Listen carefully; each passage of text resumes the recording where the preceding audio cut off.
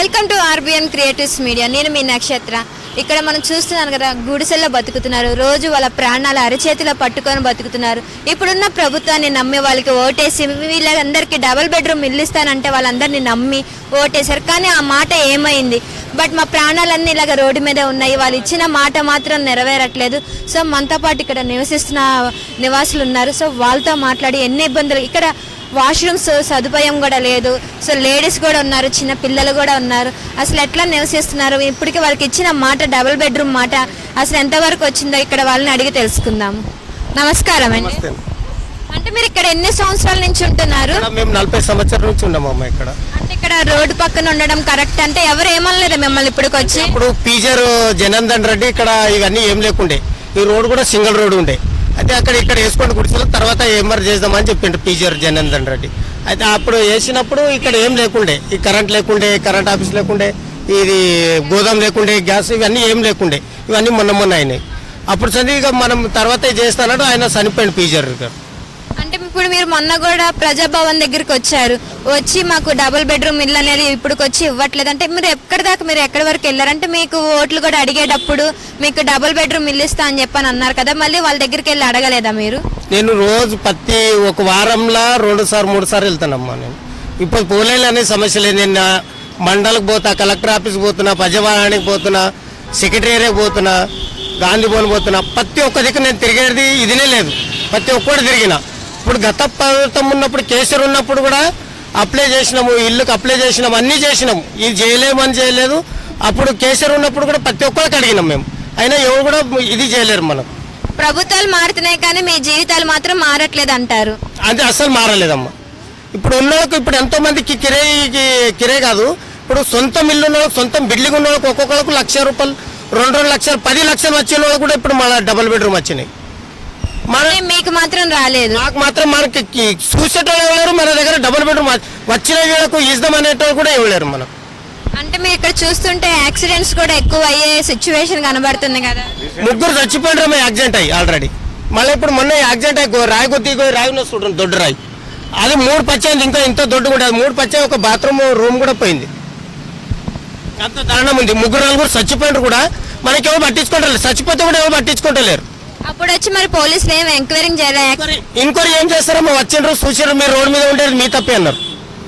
అంటే మాకు మీరు అనపోయారు, అప్పుడు మాకు ఇల్లు ఇస్తానన్నారు కదా, ఇల్లు ఇస్తే మేము ఇక్కడ ఎందుకు ఉంటామని అడగపోయారు. అది వాళ్ళకి చెప్పినామా, మాది చెప్తే మేమేం చేయాలి, మీ తప్పది అంటారు. ఒకరోజు బైక్ ఇది గుడిసే లేకుండే, ఈ బైక్ వచ్చి ఇక్కడికి వచ్చి అట్లా జరిగింది, అది మొత్తం పడిపోయింది.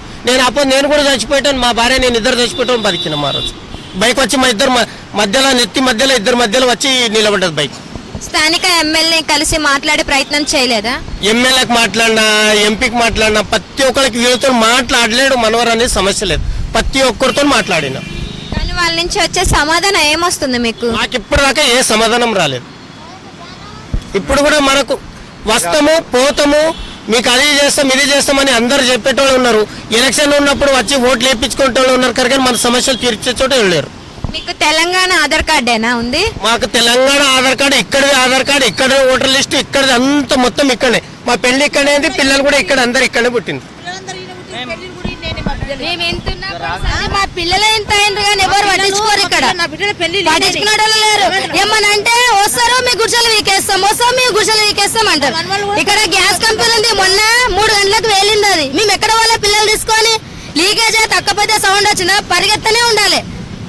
ఇక్కడ కరెంట్ ఆఫీస్ ఉంది, ఇక్కడ గ్యాస్ కంపెనీ ఉంది, అక్కడ పెట్రోల్ పంప్ ఉంది. కావాలంటే చెక్ చేస్తారు. యాక్సిడెంట్ అవుతాయి, బోర్లు పడతాయి కార్లు వచ్చి.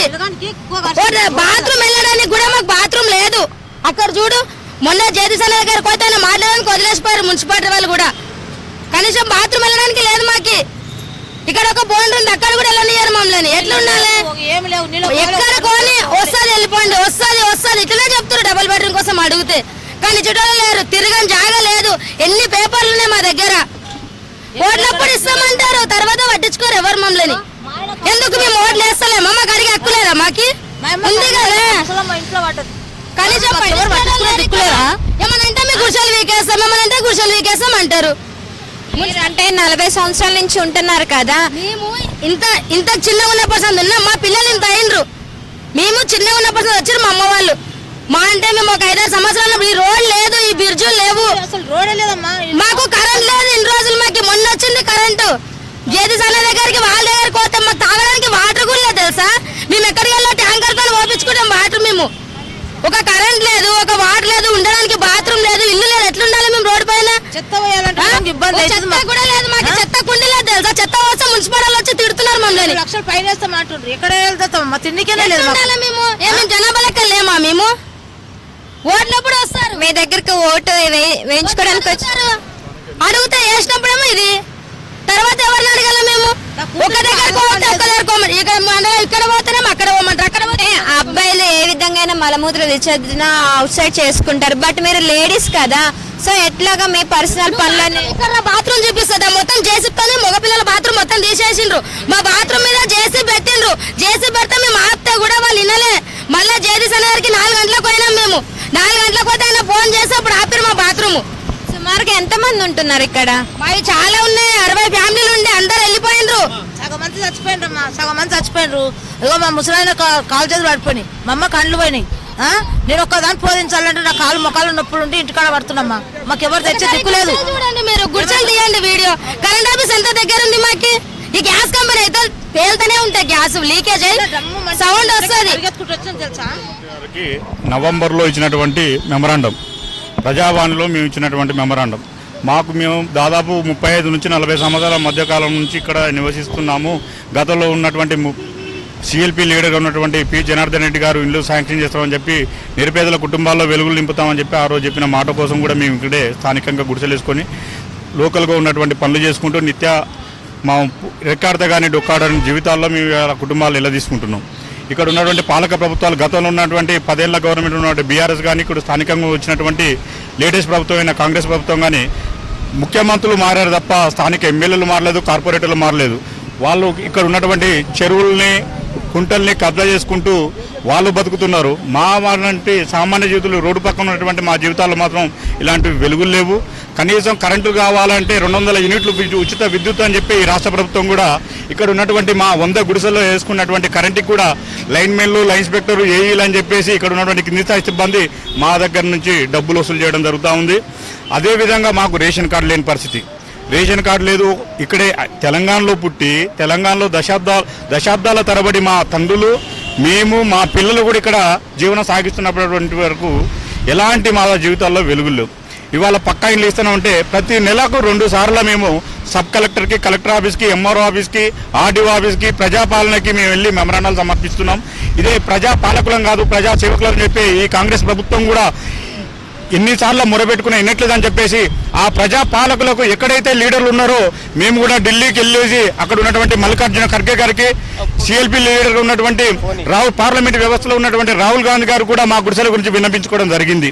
కానీ దున్నపోతు మీద వానబడ్డట్టే అక్కడ ఉన్నటువంటి కాంగ్రెస్ పెద్ద లీడర్లు కానీ, ఇక్కడ ఉన్నటువంటి లోకల్ లీడర్ కానీ, లోకల్ ఎమ్మెల్యే కానీ మేము చెప్తాపో మొన్న మా గుడిసెల్లో ఉన్నటువంటి జరుగుతున్నటువంటి ప్రమాదాలని మేము కొనియాడి ఇలా స్థానిక కార్పొరేటర్ దగ్గరికి వెళ్తే గతంలో ఈ కరెంట్ రావడం జరిగింది, కొన్ని బాత్రూమ్లు సెట్ చేయడం జరిగింది. ఈ బాత్రూమ్లకు నీళ్ళ సౌకర్యం లేదు.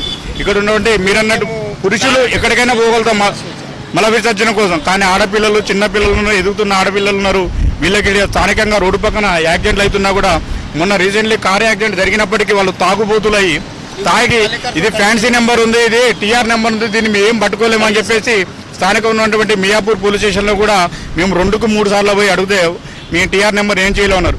ఇవాళ ట్రాఫిక్ జోన్ వాళ్ళకి ఉన్నటువంటి సీసీ కెమెరాలు కానీ, లాండర్ పిఎస్లకు ఉన్నటువంటి పెట్రోల్ బంకులు, ఇలా ప్రభుత్వ అధికార ఆఫీసులు కూడా చుట్టుపక్కల ఉన్నాయి. ఇక్కడ ఉన్నటువంటి సీసీ కెమెరాలను కూడా సమీక్షించి ఆ కారు ఏ విధంగా యాక్సిడెంట్ అయింది, ఎవరిది అనేది కూడా ఇవాళ పరిశీలించలేకుండా పోలీస్ స్టేషన్లో కూడా మేము ఎన్నిసార్లు తిరిగినా కూడా మాకు మేము ఏం చేయగలం, టీఆర్ నెంబర్ మీద దాన్ని పట్టుకోలేమని చెప్తున్నారు.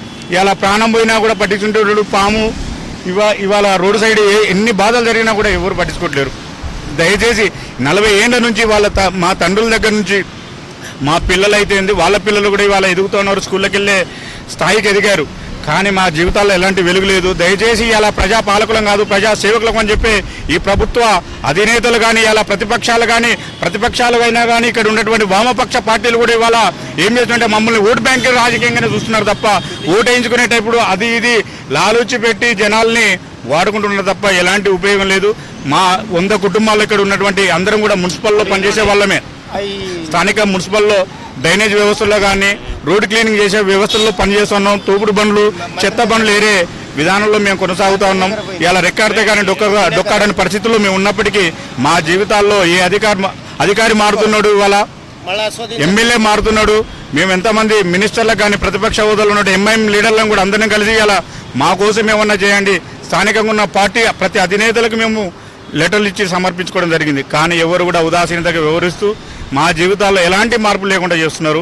దయచేసి ఇక్కడ ఉన్నటువంటి లోకల్ ఎమ్మెల్యే కానీ, లోకల్ కార్పొరేటర్లు కానీ, లోకల్ ప్రతిపక్ష లీడర్లైనా కానీ మా గుడిసెలను, మా పిల్లల వ్యవస్థను అర్థం చేసుకొని మాకు డబుల్ బెడ్రూమ్లు కేటాయించి మా బతుకుల్లో కూడా కొత్త వెలుగులు నింపే విధంగా ఈ ప్రభుత్వం చూడాలని చెప్పి మేము నిర్ణయించుకుంటున్నాం. చూస్తున్నారు కదా, వీళ్ళు 40 సంవత్సరాలుగా రోడ్డు పక్కన గుడిసెలు వేసుకొని ఉన్నారు. అదే పరిస్థితి. కానీ ఎప్పుడు ఏ యాక్సిడెంట్ అవుతుందో ఎవరికీ తెలియదు. మాకు డబుల్ బెడ్రూమ్ ఇల్లు ఏదైతే ఇస్తే మేము ఇక్కడ ఉండము, మాకు జరగాల్సిన న్యాయం జరగాలి. మేము ఆడవాళ్ళమైనా కూడా చెప్తున్నామని చెప్పని చాలామంది మన వెనకాల చూస్తుంటే మనకి చూసిన ట్రాన్స్ఫర్ కానీ పక్కన గ్యాస్ ఎప్పుడు ఎలా పేలుతుందో మాకే తెలియదు, మేము ఎప్పుడు ఎలా బతుకుతామో మాకే తెలియట్లేదు అని చెప్పని ఇక్కడ వాళ్ళందరూ ఎట్లా వండుకోవాలి, ఇంట్లో ఎట్లా ఉండాలి, ఇట్లా మేము ఏం సంసారం చేసుకుని ఎట్లా బతకాలి. ఎన్ని సంవత్సరాల సంధి ముసలోళ్ళమే కాపాడుతుంది కానీ మాకు ఏ దేవుడు పుణ్యం పడతలేడు, ఎవరు అడ్డం వస్తలేరు. ఏం చూసుకుంటా ఎట్లా బతకాలో గించుకుంటూ గుంతలు చెర్లు సగం సామాను కొట్టుకపోయింది, సగం సంసారం పోయింది. వర్షం వస్తుంటే మట్టి పోసుకొని ఎంతగానో మనం మట్టి పోసుకుందాము. వర్షం మొత్తం వర్షంలో ఎట్లా వండుకోవాలి, మేము ఎట్లా చేయాలి, ఎట్లా ఎలాగ బతకాలి, ఏం కష్టం చేసుకొని బతకాలి. షార్ట్ వచ్చింది మొత్తం 2 సార్లు కింద పడిపోయినా. అంటే మీరు 40 సంవత్సరాల క్రితం వేసుకున్నప్పుడు వెనకాల ఏ ట్రాన్స్ఫర్ అక్కడి నుంచి వేసుకుంటూ వచ్చిర్రు. ఏం లేకుండా గుంతలు ఉంటే మట్టి లారీలతో పోపించుకున్నాం, మెత్తుల మీద మోసుకున్నాం. అక్కడ నుంచి ఇక్కడ వేయించారు, ఇక్కడ నుంచి మళ్ళీ ఇది గ్యాస్ కంపెనీ వచ్చింది ఇక్కడ వేయించారు, కరెంట్ ఆఫీస్ వచ్చింది ఇక్కడ వేయించారు. తీస్తూనే ఉన్నారు, మేము వేస్తూనే ఉన్నాం. ఇప్పుడు మేము పనికి వెళ్ళాలంటే వీళ్ళతో భయం మాకి. పిల్లలు స్కూల్కి వెళ్ళట్లేదమ్మా అంటారు, వెళ్ళాలన్నా మధ్యలో కూడా పంపించి రావాలా, మేము దగ్గర లేదు. ఒకరింటిగా ఉంటే మేము ఎంతసేపు స్కూల్ ఉంటారు, 4 అయితే మళ్ళీ వస్తారు. మేము పనిలోకి వచ్చే వరకు మొన్న మా అక్క కొడుకు వాళ్ళ చెల్లెల్ని రోడ్డు పని నిలబడితే బైకాలు వచ్చి గుద్దేసిండు. తాగున్నారు, ఫుల్ తాగున్నారు వాళ్ళు. వీళ్ళు బయట మీద పనికి వెళ్తున్నారు 6 గంటలకు, ఆ టైంలో గుద్దేసిండు ఇద్దరిని. కారు గుద్దేసి కూడా మళ్ళీ మా పైకి వస్తున్నాయి కొట్టడానికి. చచ్చిపోయినరా గుద్దుతా, మీరేమన్నా చచ్చిపోలేరు కదా, ఎందుకు అరుస్తున్నా, దెంక వెళ్ళిపోయారు, దొరకలే. మళ్ళీ పోలీస్ స్టేషన్ కంప్లైంట్ ఇస్తే అప్పుడు వచ్చి మాట్లాడారు వాళ్ళు. సైడ్ కాపినలో కూడా గుద్దుకుంటా ఉంది అని చెప్పు. కరెంట్ ఆఫీసులు లేవు, ఈ రోడ్డు మీద కరెంటు లేదు, రోడే పెద్దగా లేదు, ఈ రోడ్డు మీద లైట్లు లేవు, ఏమీ లేవమ్మా. అవునా, వాటర్ ఉండాలి కదా, వాటర్ కూడా లేదు మాకు. తీసుకొచ్చుకొని మేము పోపించుకుని వచ్చి వస్తుంది. మీరు డబుల్ బెడ్రూమ్ ఇల్లు ఇస్తే ఇక్కడ ఎవరు ఉండరా? వెళ్ళిపోతాం, ఈ రోడ్డు పైన మాకెందుకు ఉండడం చెప్పు. మేము ఇంత ఉన్న పర్సెంట్ ఇక్కడే ఉన్నాం, మా పిల్లలు ఇంత అయింటారు కానీ ఇక్కడే ఉన్నాం. డబుల్ బెడ్రూమ్ మిస్ వెళ్ళిపోతాం కదా. అంటే ఇల్లు కిరాయికి తీసుకొని కూడా ఉండొచ్చు కదా. వెళ్ళిపోయారు. ఇప్పుడు ముసలాళ్ళు ఉన్నారు, మా తాతకు నడవనీకి రథాన్ని తీసుకొని మేము రూమ్ కిరాయికి ఇస్తారా? మాకి ఇయ్యారు కదా. చెప్పు ఒకసారి, ఈ పిల్లలు మేము చేసే చెత్త పని చేస్తాం, జిఎస్ఎంసీలో చెత్త బండి కొడతాం, మేము ఇల్లు చెత్త తీసుకుంటాం. మేడం, స్థానికంగా ఉన్నటువంటి మినిస్టర్, ఈ తెలంగాణ మినిస్టర్ అయినటువంటి పేదల పక్షాన నిలబడినటువంటి ఎస్సీ కార్పొరేషన్ ద్వారా కానీ, గతంలో ఉన్నటువంటి బీజేపీ కానీ, కాంగ్రెస్లో కానీ, బీఆర్ఎస్లో కానీ ప్రభుత్వ పథకాలని అందరికీ అమలు చేస్తే మేము సగటు జీవుల పక్షాన ఉన్నటువంటి వివేకన్న గారిని కూడా మేము కలిసి వినతి పత్రం అందజేయడం జరిగింది. మా జీవితాల్లో వెలుగులు నింపుతా అని చెప్పేసి ప్రతి ఒక్క మినిస్టర్ని కూడా ఇక్కడ స్థానిక పొంగులేటి శ్రీనివాసరెడ్డి గారిని కానీ, తెలంగాణ ప్రభుత్వంలో ఉన్నటువంటి పొంగులేటి శ్రీనివాసరెడ్డి గారిని, కోమటిరెడ్డి వెంకటరెడ్డి గారిని కానీ, ఇవాళ మినిస్టర్ అయినటువంటి గతంలో పొంగులేటి శ్రీనన్న, తుమ్మల నాగేశ్వరరావుని, మేము కన్నవల్లి మినిస్టర్ లేరు మేడం, అయిన బట్టి విక్రమార్క డిప్యూటీ సీఎంకి అయితే పలుమార్ల దాదాపు 10ల సంఖ్యలో కూడా మేము వెళ్ళి ప్రజావాణిలో కానీ తన ఛాంబర్లో కానీ కలవడం జరిగింది.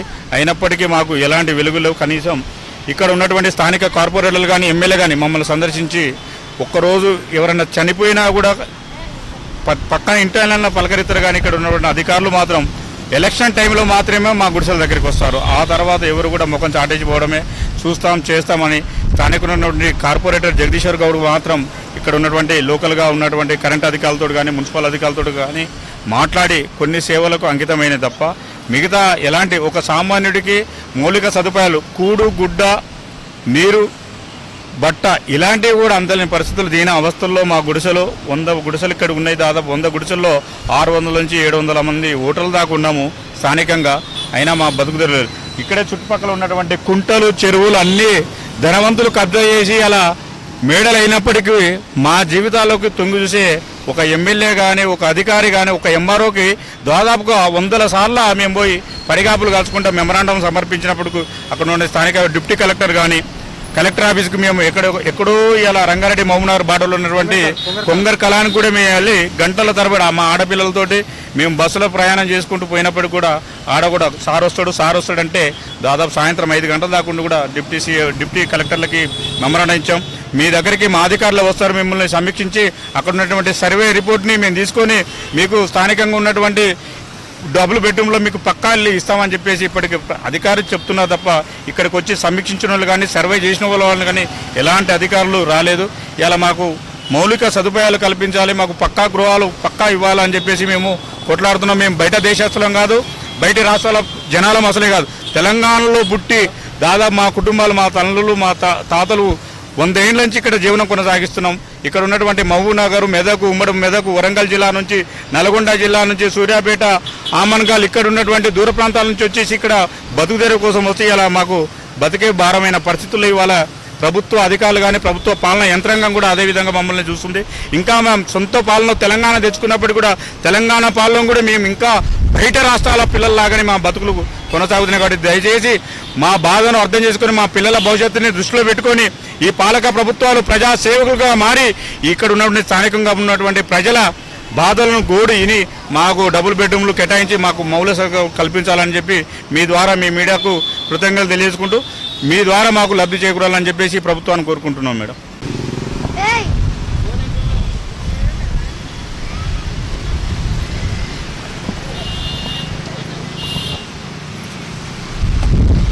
విన్నారు కదా ఇక్కడ ఉన్న వాళ్ళ బాధ. మాకు ఇస్తానన్న డబుల్ బెడ్రూమ్ ఇల్లు ఏదో మాకు ఇస్తే మేము అసలు ఇక్కడ ఉండము, మేము మా ప్రాణాలు అరిచేతిలో పెట్టుకొని అయితే ఉండము. దయచేసి ఈ వీడియో చూస్తున్న వాళ్ళు కానీ వీళ్ళు అన్ని ఎమ్మెల్యే కానీ కార్పొరేటర్ కానీ అందరినీ కూడా చిన్న పెద్ద తేడా లేకుండా అందరినీ కూడా కలిసి వాళ్ళ బాధతో విన్నపము కూడా చేసుకున్నారు. బట్ అప్పటికి సరే అంటున్నారు కానీ వాళ్ళకి మాత్రం మాటల్లోనే సరే అంటున్నారు, చేతల్లో మాత్రం ఎటువంటి కూడా పనులు చేయట్లేదు అని చెప్పని ఇక్కడ వాళ్ళందరూ బాధపడుతున్నారు. చిన్న పిల్లల కానించి పెద్ద ముసలి తనకు అందరూ కూడా ఇక్కడ దాదాపు 100 మంది కుటుంబాల దాకా ఉన్నారు. చూస్తూనే ఉండండి RBM క్రియేటివ్స్ మీడియా. నేను మీ నక్షత్రం.